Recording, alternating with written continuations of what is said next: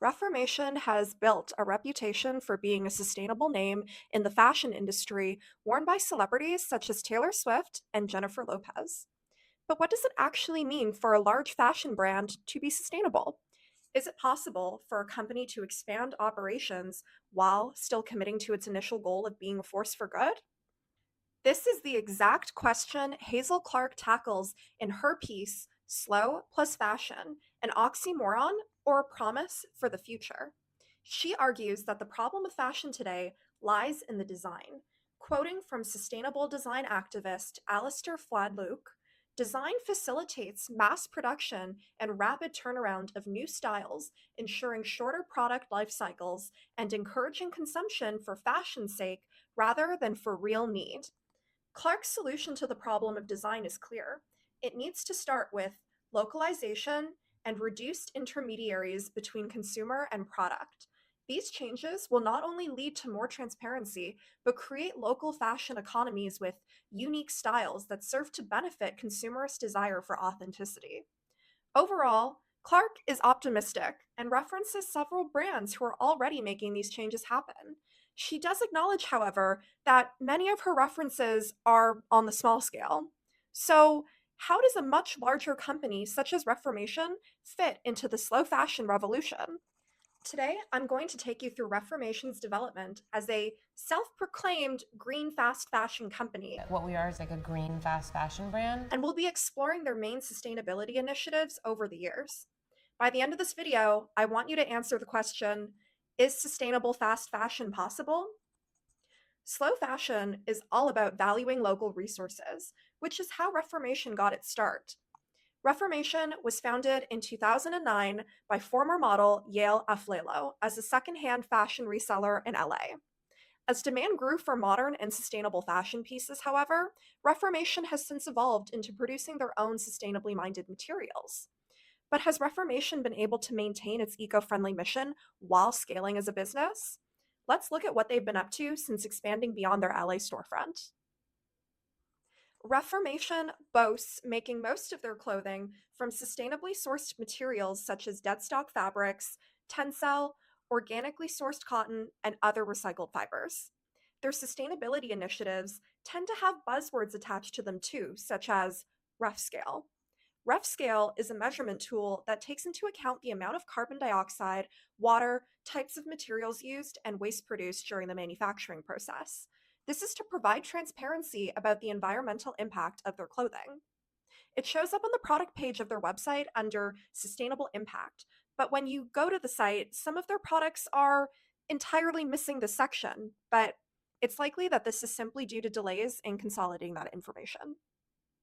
In 2019, Reformation's Carbon is Cancelled campaign was released, which consisted of a carbon credit program where customers could purchase credits through the site to offset emissions associated with the production and transportation of their product.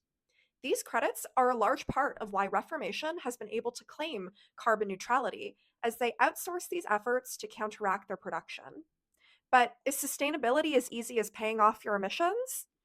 Probably not, but at least they're using these in conjunction with their own in house initiatives. Reformation has a standardization called the Ref Fiber Standards to ensure the fiber selection is environmentally friendly and can be recycled one day.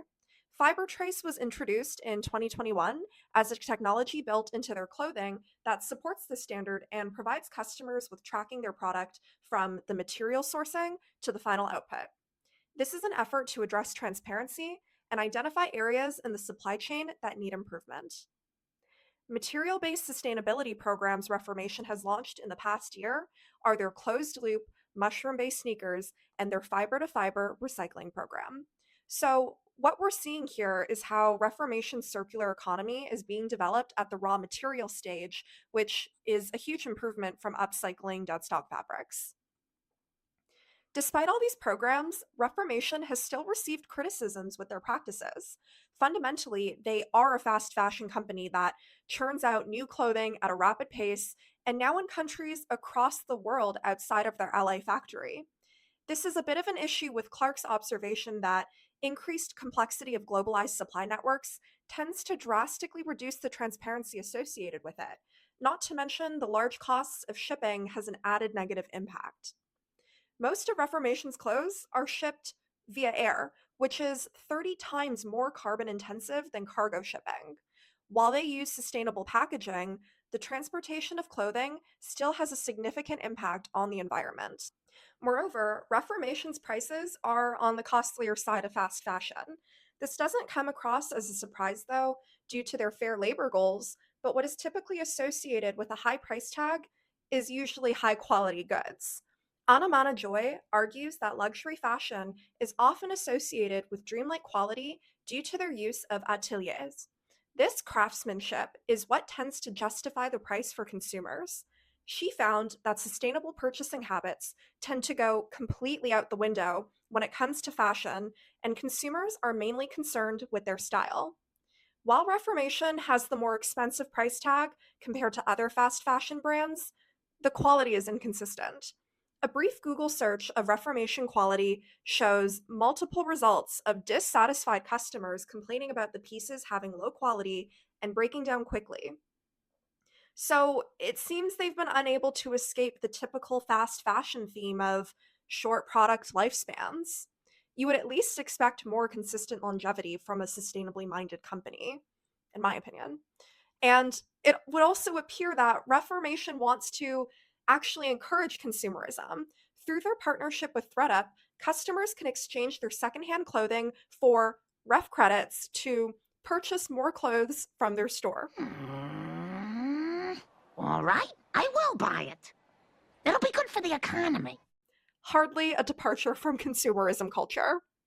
Lastly, concerning their labor practices, YouTuber Levi Hildebrand cautiously noted that when it comes to putting a face and name to their factory workers, they seem to exclusively produce footage from one of their LA factories, one that also happens to be set up for public tours.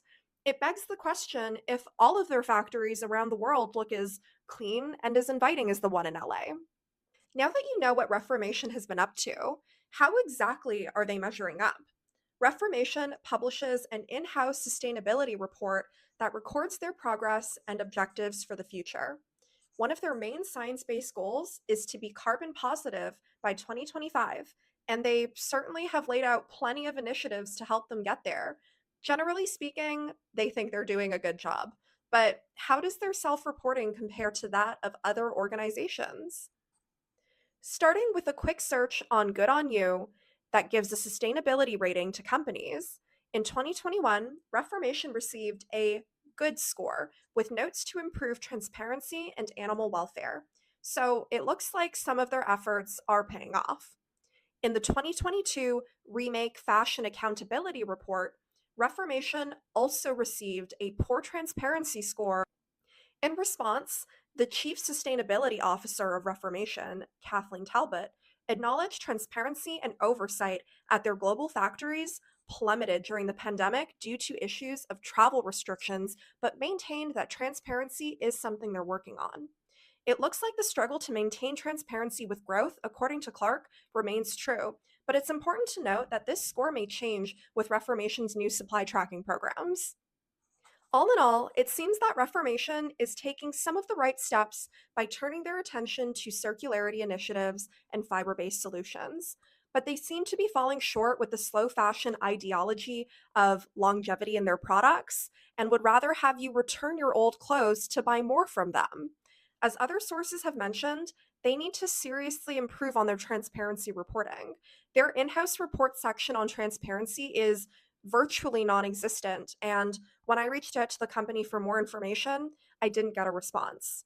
With that being said, it should be interesting to see how this improves with their upgraded infrastructure. So, what do you think? Is sustainable fast fashion possible?